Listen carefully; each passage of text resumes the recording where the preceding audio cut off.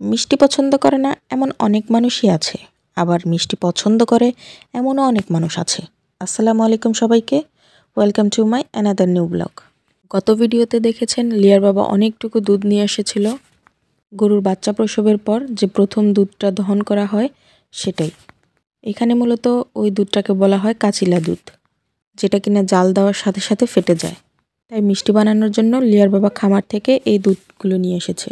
প্রথমে আমি দুধগুলো ভালোভাবে ছেঁকে তারপর পাতিলে ঢেলে নিয়েছি এবং জালে বসিয়ে দিয়েছি।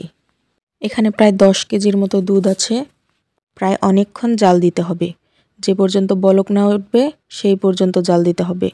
আর এই দুধটা এমনিতেই গরম হলেই ফেটে যায়, অনবরত নাড়তে হবে, তা না হলে পাতিলের তলায় লেগে যাবে। এই দুধের ছানা তুলনামূলকভাবে বেশি হয়ে থাকে, কারণ এই দুধটা অনেক ঘন থাকে। তাই তো আমি মাটির চুলায় নিয়ে এসেছি এবং অনবরত নেড়েই যাচ্ছি, বলক যেন উঠতেই চাইছে না। এই দুধ দিয়ে আমি 2 রকমের মিষ্টি বানাবো। বাড়িতে আমি একাই, অনেক কষ্ট হয়ে যাচ্ছে, তবুও করতে হচ্ছে। বেশি দিন ফ্রিজে রেখে দিলে মিষ্টি ততটা ভালো হয় না। এই দুধের অর্ধেক ছানা দিয়ে আমি সন্দেশ বানাবো এবং অর্ধেক ছানা দিয়ে লাল মিষ্টি বানাবো। এর আগে কখনো আমি বানাইনি, তবে এবার ট্রাই করে দেখব যে কেমন হয়। দেখতেই পাচ্ছেন অলরেডি দুধটা ফেটে গেছে, কিন্তু এমনটাও ভালোভাবে ফাটেনি যে আমি এটা আলাদা করে রাখব। আলাদা বলতে ছেঁকে নেব। আর একটু গরম হওয়ার জন্য অপেক্ষা করছি।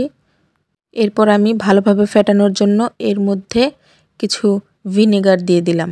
ভিনেগারটা আমি নর্মাল পানিতে অ্যাড করে নিয়েছি, আর একটু একটু করে উপর দিয়ে দেব এবং নাড়াচাড়া করে নেব।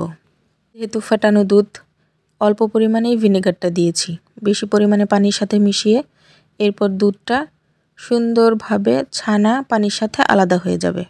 এখন ভালোভাবে ছানাটা কেটে গেছে, দুধের পানির সাথে ছানাটা আলাদা হয়ে গেছে, সবুজ পানি বের হয়ে গেছে। এখন একটু ভালোভাবে নাড়াচাড়া করে নেব যাতে সমস্ত ছানাটাই আলাদা হয়ে যায়। এদিকে আমি ছানাটা ছাকার জন্য কিছুই রেডি করিনি, তাড়াহুড়ো করে আমার একটি ওড়না আগে থেকেই পরিষ্কার করা ছিল, সেই ওড়নাটা চালনার উপরে রেখে দিলাম। এর উপরে আমি ছানাগুলো ঢেলে ছেঁকে নিচ্ছি। মিষ্টি আমি এগুলো আগে কখনো বানাইনি, এবারই ফার্স্ট টাইম ট্রাই করা।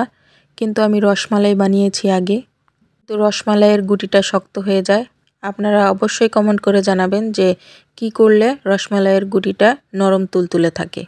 আজকের ভিডিওতে মিষ্টি কীভাবে বানাতে হয় সেই ভিডিওটা দেখাতে পারবো না, কারণ ভিডিওটা অনেক লম্বা হয়ে যাবে। এত লম্বা ভিডিও তো আপনারাও দেখতে চান না। প্রথমে বড় হাতাটা দিয়ে উঠাচ্ছিলাম, কিন্তু দেরি হচ্ছিল, এতে ছানাটা বেশি কুক হয়ে যাবে। এর জন্য আমি ছোট মগটা দিয়েই আস্তে আস্তে ঢালছি। ছানাটাকে একটু নেড়েচেড়ে দেব যাতে নিচের পানিগুলো ঝরে যায়। পরবর্তী ভিডিওতে মিষ্টি বানানোটা অবশ্যই দেখবেন। আজকের মতো এই পর্যন্তই। সবাই ভালো থাকবেন এবং আমাকে রেসিপি দিবেন, ভুল হলেও জানাবেন। আসসালামু আলাইকুম সবাইকে।